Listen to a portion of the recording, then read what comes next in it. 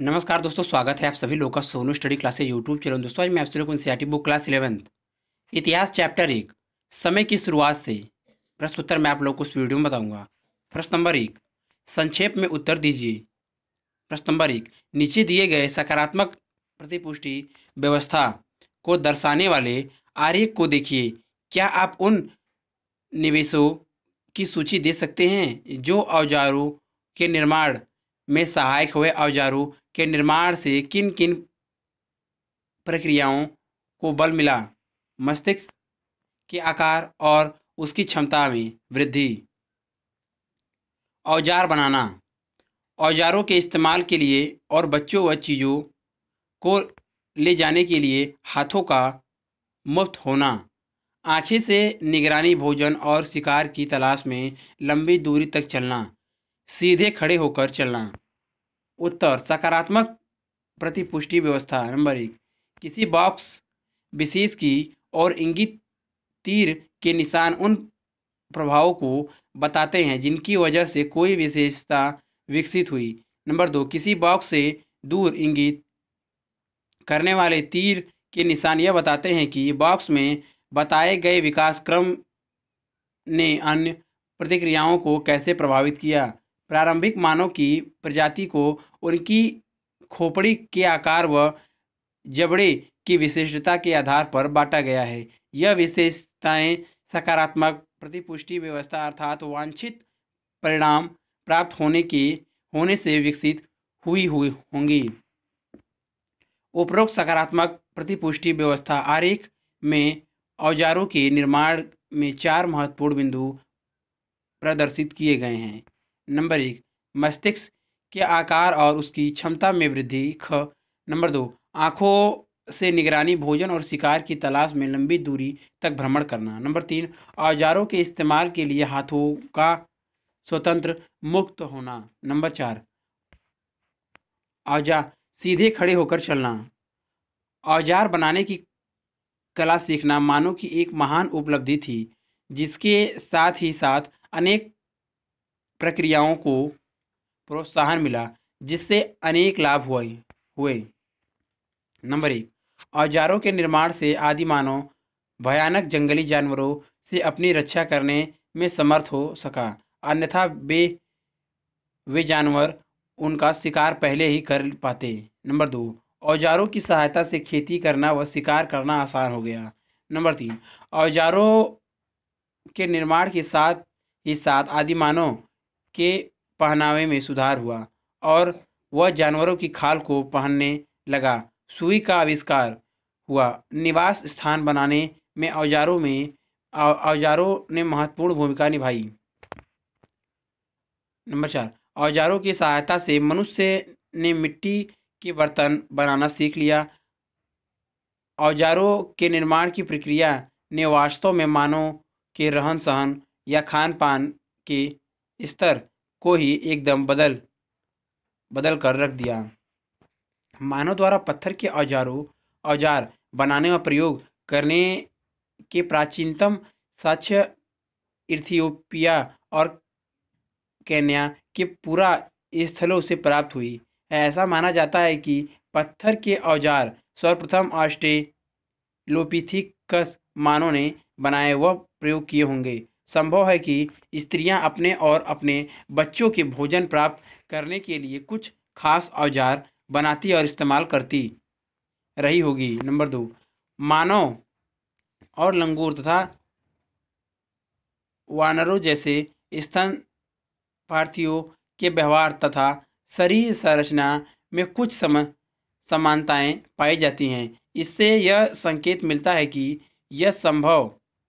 कि संभव मानव का क्रमिक विकास वानरों से हुआ। व्यवहार और शरीर संरचना शीर्षकों के अंतर्गत 2 अलग अलग स्तंभ बनाइए और उन समानताओं की सूची दीजिए। दोनों के बीच पाए जाने वाले उन अंतरों का भी उल्लेख कीजिए उन्हें आप महत्वपूर्ण समझते हैं। उत्तर, मानव और लंगूर तथा वानर जैसे स्तनपार्थियों के व्यवहार तथा शरीर संरचना में कुछ समानताएं पाई जाती हैं, जिससे यह संकेत मिलता है कि संभव मानव का क्रमिक विकास वानरों से हुआ है। व्यवहार तथा शरीर संरचना के अंतर्गत निम्नलिखित विशेषताएं पाई जाती हैं। नंबर 1, व्यवहार के स्तर पर वानर यानी एप होमिनाइड उपसमूह की का जीव है। होमिनिड वर्ग होमिनाइड उपसमूह से विकसित हुए हैं। इनमें परस्पर समानताएं होते हुए भी अनेक बड़े अंतर पाए जाते हैं। होमिनाइड का मस्तिष्क होमिनिड की तुलना में छोटा था। वह चौपाया थे, अर्थात चारों पैरों के बल चलते थे।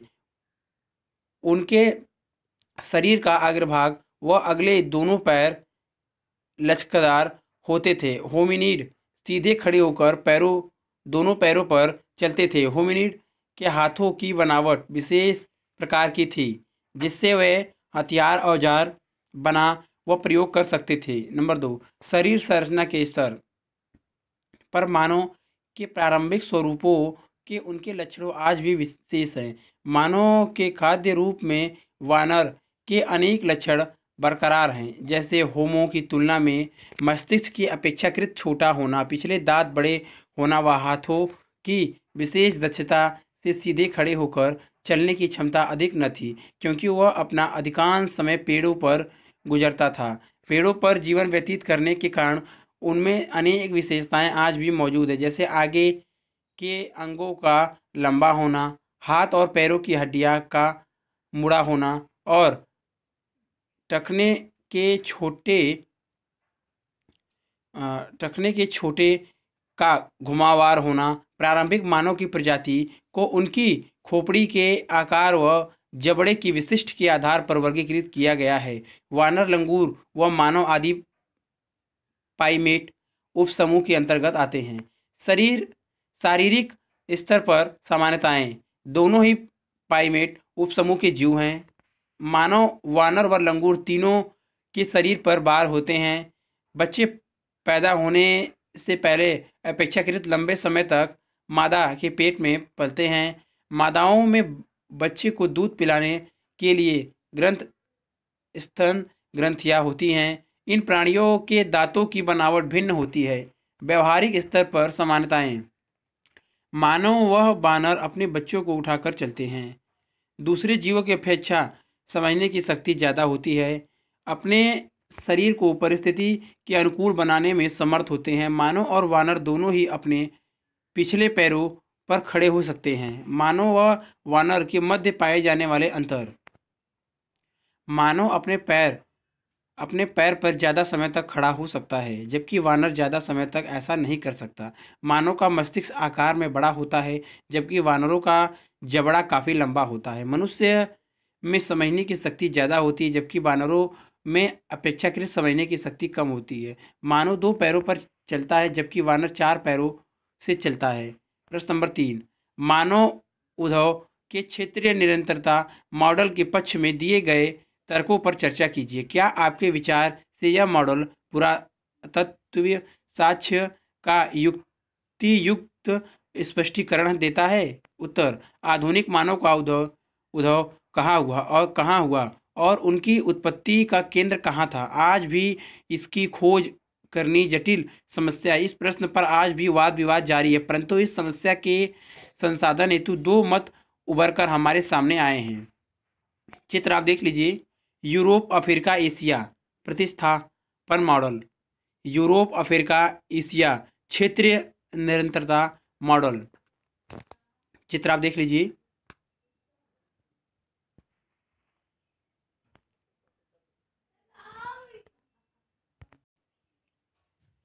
नंबर 1, क्षेत्रीय निरंतरता मॉडल। इस मत के अनुसार मनुष्य की उत्पत्ति अलग अलग स्थानों पर हुई है। विभिन्न प्रदेशों में रहने वाले होमो सेपियन का आधुनिक मानव के रूप में विकास धीरे धीरे अलग अलग रफ्तार से हुआ। परिणाम, आधुनिक मानव दुनिया के भिन्न भिन्न स्थानों में विभिन्न रूपों में दिखाई दिया। नंबर 2, प्रतिस्थापन मॉडल। इस मत के अनुसार मनुष्य की उत्पत्ति एक ही स्थान पर यानी अफ्रीका में हुई थी। वहां से धीरे धीरे संसार के कई भागों में फैलती गई। क्षेत्रीय निरंतरता मॉडल पुरातत्वीय साक्ष्य का विश्वासयोग्य उत्पादक स्पष्टीकरण देता है। आधुनिक मानव के जीवाश्म को इथियोपिया पिया में अनेक स्थान पर मिले हैं इस मत का समर्थन करते हैं। इस मत के मानने वालों की मुख्य विचारधाराएं निम्नलिखित है। मानव के सभी पुराने रूप चाहे वह कहीं भी थे बदल गए और उनका स्थान पूरी तरह आधुनिक मानव ने ले लिया। ऐसे विद्वानों का विचार है कि आधुनिक मानव में अत्यधिक समानता इसलिए पाई जाती है उनके पूर्वज एक ही क्षेत्र यानी अफ्रीका में उत्पन्न हुए, वहाँ वहीं से अन्य स्थानों को गए। विद्वानों का एक तर्क यह है कि आज के मनुष्यों के लक्षण भिन्न भिन्न हैं क्योंकि उनके मध्य क्षेत्रीय अंतर विद्यमान हैं। उपयुक्त भिन्नताओं के कारण एक ही क्षेत्र में पहले से रहने वाले इरेक्टस व होमो हाइडल वगैसिस समुदायों में पाए जाने वाले अंतर आज भी विद्यमान हैं। प्रश्न नंबर 4, इनमें से कौन सी क्रिया के साक्ष्य व प्रमाण पुरातत्व अभिलेख में सर्वाधिक मिलते हैं? क संग्रहण, ख औजार बनाना, ग आग का प्रयोग। उत्तर संग्रहण। आग का प्रयोग व औजार बनाने में से औजार बनाने के साक्ष्य पुरातत्वीय अभिलेख में सर्वोत्कृष्ट रीति से दिए गए हैं। पत्थर के औजार बनाने व उनके इस्तेमाल किए जाने के प्राचीन साक्ष्य एथियोपिया व केन्या के शोध खोज स्थलों से प्राप्त हुए हैं। संभावना व्यक्त की जाती है कि इन औजारों का प्रयोग सबसे पहले ऑस्ट्रेलोपिथेकस ने किया था। संग्रहण व आग के प्रयोग के उतने ज़्यादा साक्ष्य प्राप्त नहीं होते जितने कि औजार बनाने के मिलते हैं। यह संभावना प्रकट की जाती है कि पत्थर के औजार स्त्री व पुरुष दोनों अपने अपने प्रयोग के आधार पर बनाते थे। अनुमानतः स्त्रियां अपने बच्चों के लिए भोजन प्राप्त करने के उद्देश्य से कुछ विशेष प्रकार के औजारों को बनाती और इस्तेमाल करती थी। लगभग 35,000 वर्ष पूर्व जानवरों को मारने के तरीके में सुधार हुआ। इस बात के प्रमाण हमें फेंककर मारने वाले भालों व तीर कमान जैसे औजार के प्रयोग से मिलते हैं। भाला प्रक्षेपक यंत्र के प्रयोग से शिकारी लंबी दूरी तक भाला फेंकने में समर्थ हुआ। इस युग में पंच ब्लेड तकनीक की सहायता से निम्न प्रकार से पत्थर के औजारों को तैयार किया जाता होगा। नंबर 1, एक बड़े पत्थर के ऊपरी सिरे को पत्थर के हथौड़े की सहायता से हटाया जाता है। इससे एक चपटी सतह तैयार हो जाती है जिसे प्रहार मंच यानी घन कहा जाता है। फिर इस पर हड्डी या सींग से बने हुए पंच और हथौड़े की सहायता से प्रहार किया जाता है। इससे धारदार पट्टी बन जाती है जिससे चाकू की तरह प्रयोग किया जा सकता है अथवा उनसे एक तरह की छेनियाँ बन जाती थी जिससे हड्डी, सींग, हाथी दांत या लकड़ी को उकेरा जा सकता है। हड्डी का नक्काशी को नमूने नीचे दिए गए हैं। चित्र आप देख लीजिए। चित्र 1.2 पंच ब्लेड तकनीक। क ख ग घ अंग। चित्र आप देख लीजिए। ओल्डवुड से मिले आरंभिक औजारों में एक औजार मडासा भी है जिसके सल्कों को निकालकर धारदार बना दिया गया है। यह एक प्रकार का हस्त कुठार है। इन आरंभिक औजारों के आधार पर मानव प्राकृतिक वैज्ञानिकों ने प्रागैतिहासिक काल को 3 भागों में विभाजित किया है जो निम्नलिखित है। पुरापाषाण काल। इस युग में पत्थर के औजार भद्दे, खुरदरे व बिना किसी नक्काशी आदि के होते थे। इस काल के औजारों के कुठार, रुखनी, मडासे आदि प्रमुख है।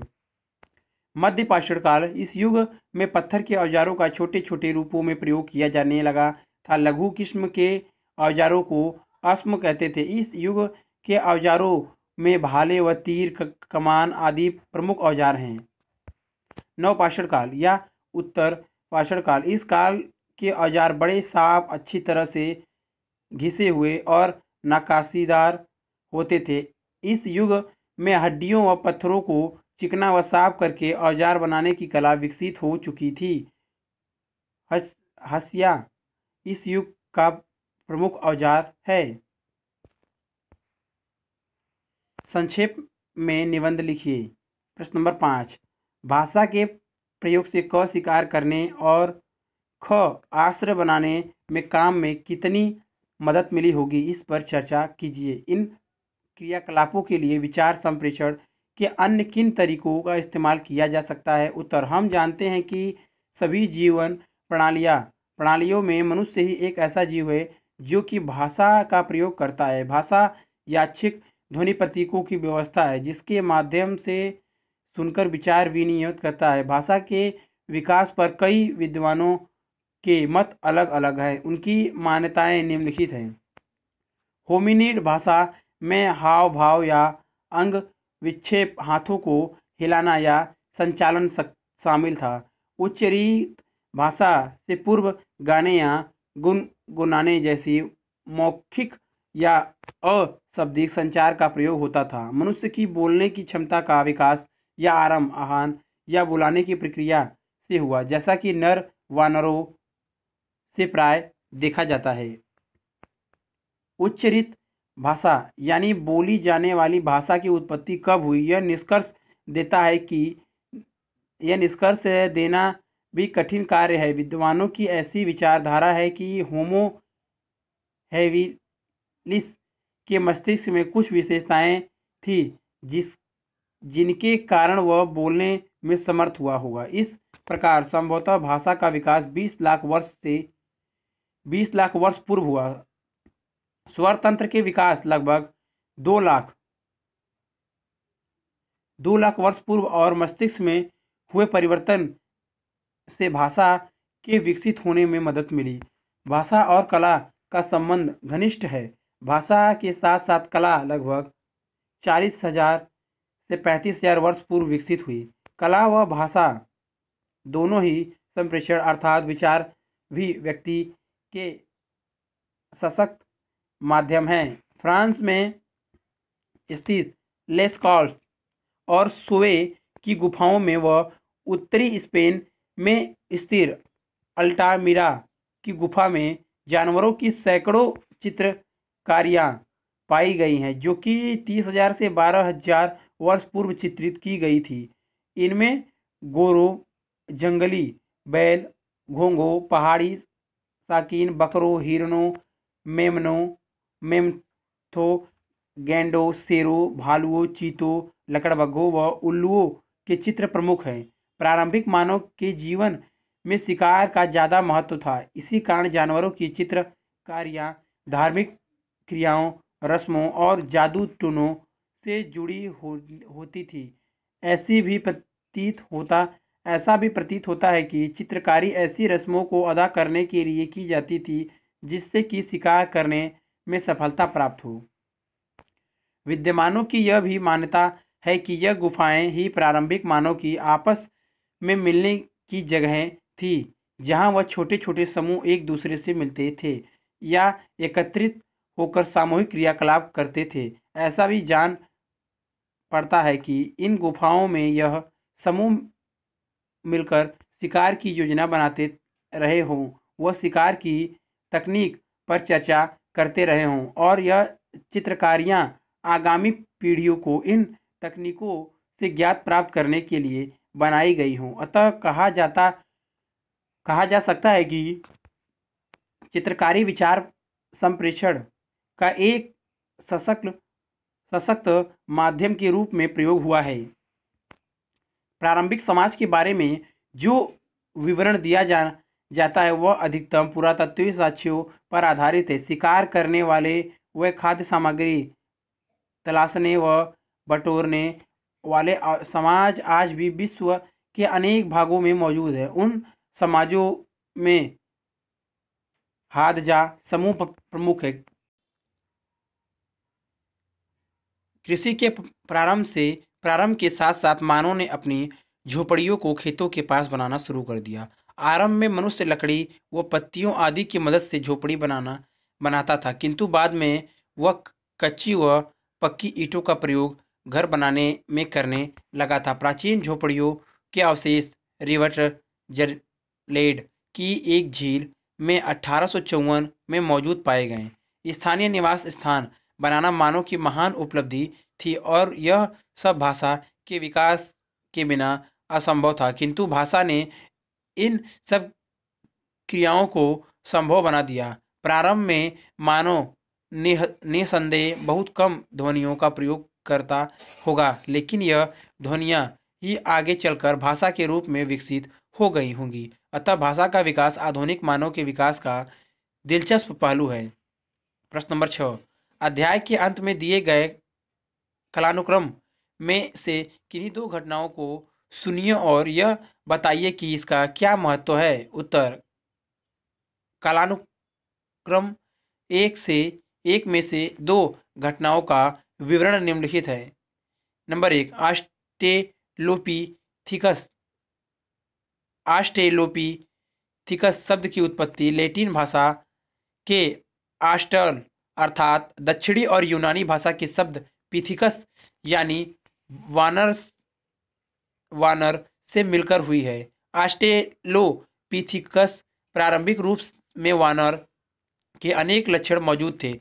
इनका समय 56 लाख वर्ष पूर्व माना जाता है। प्रथम वनमानुष को ऑस्ट्रेलोपिथिकस कहा जाता है। वह पूर्वी अफ्रीका में पाए जाते थे।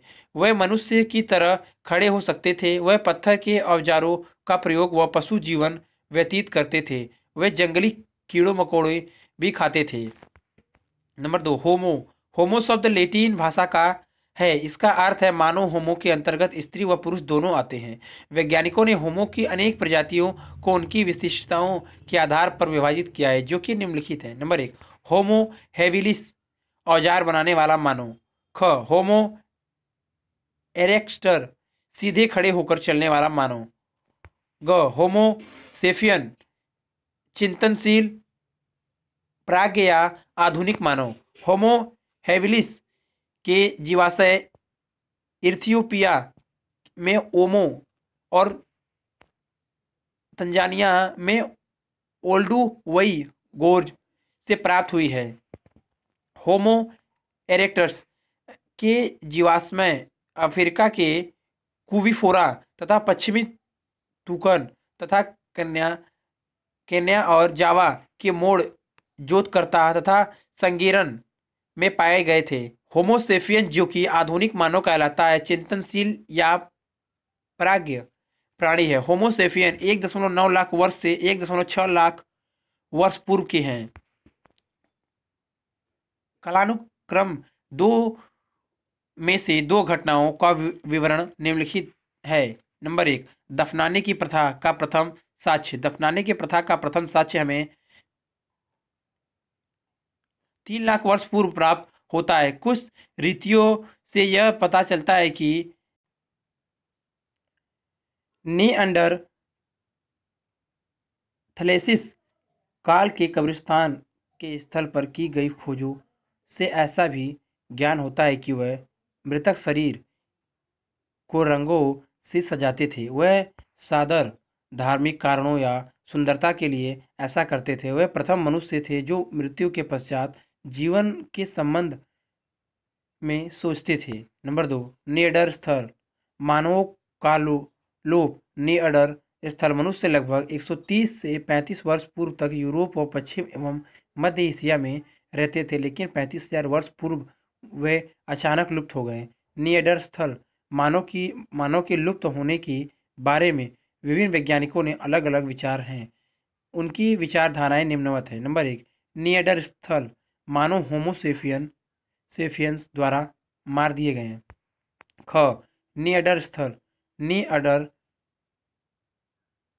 निएंडरस्थल मानव ने दूसरे समूह से विवाह कर लिए और उनकी जाति की अलग पहचान समाप्त हो गई। यह सभी सिद्धांत काल्पनिक है।